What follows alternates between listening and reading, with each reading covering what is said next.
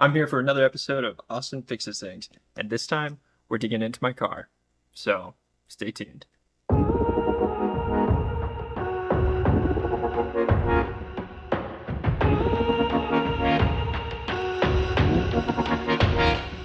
Parked right back here.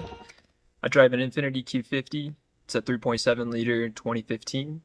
The issue that I was having is specifically with a connector piece made out of plastic. It was slowly leaking, dripping onto the exhaust manifold, and the intake for the cabin air was sucking in the fumes. So essentially, it smelled like maple syrup inside of my car.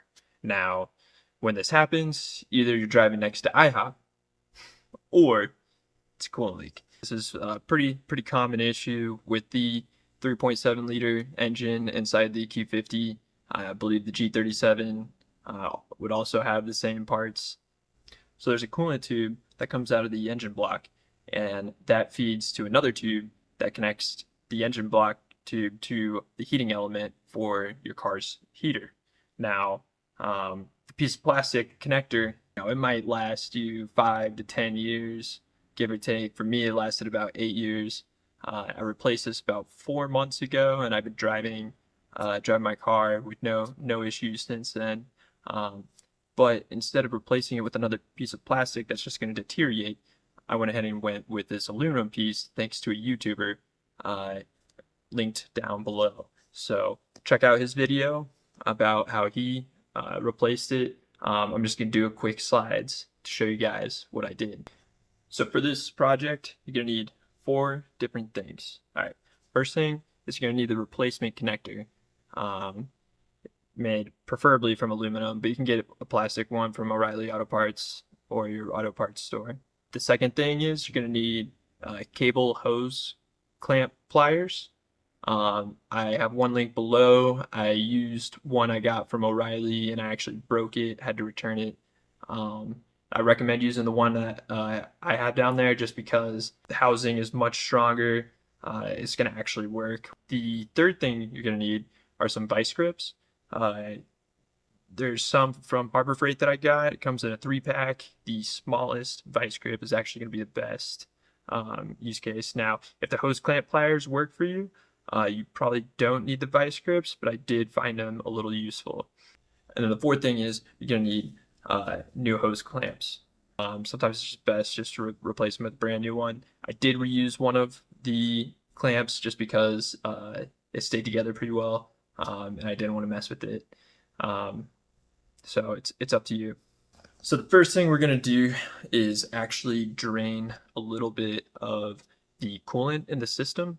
That way when you open up this portion of the coolant pipe, it just doesn't flow out. Coolant just doesn't spray everywhere. So I highly recommend first thing you do, right, wait for your engine to cool down. Don't mess with the coolant system unless the engine's cold.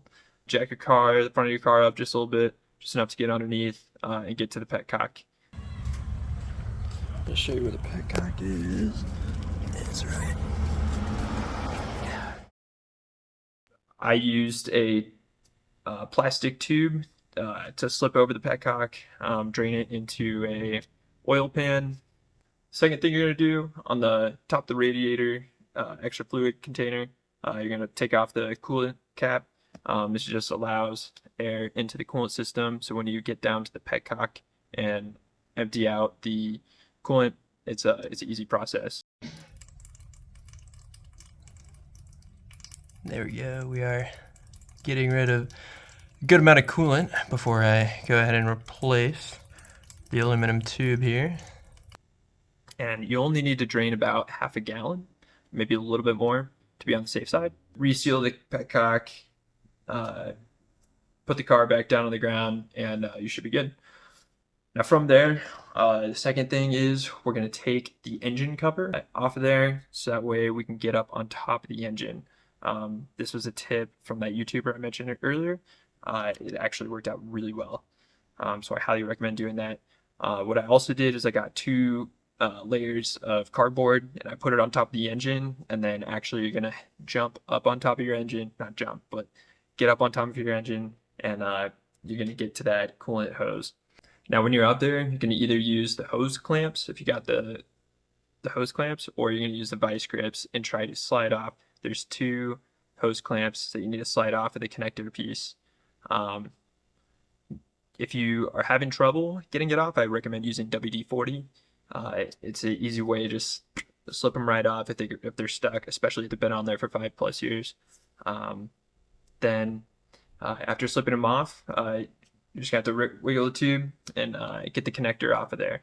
Now, when you get the connector off, I recommend take it to your sink, rinsing it off, and then put some soapy water on the outside, and actually blow into it and see if there is a hole. Right, inspect it to make sure that this is the cause of your coolant leak. Once we've identified that this is indeed the cause, then the next step is to replace with the aluminum. Even if it's not, it's better just to replace with the aluminum if you already have it. So you already went through the hassle, might as well do it. Again, you could put a little WD-40 on the outside, get back up on top of your engine, and put the pipe and replace them on the tubes. Now, when you do this, make sure that either the new hose clamps are still on the tubes, so we can slip the pipe back on the connector, and then slip the hose clamp and just slide it right back over the top. As you can see in this picture, that mine did actually have a hole, and it was actually in the lip of the connector. So that's where it was leaking for me. Even though it was a small, really small hole I could barely see with my own eye, it still was enough to leak a good amount of coolant. Got it running.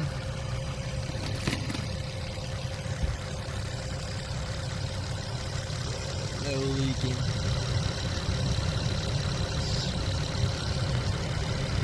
I've been driving it for about 4 months now, and actually just drove 500 miles from San Diego all the way to Yosemite without any coolant issues since then. So this fixed my leak. I hope you guys were able to learn something from this video, take something from it, and apply it to your own car.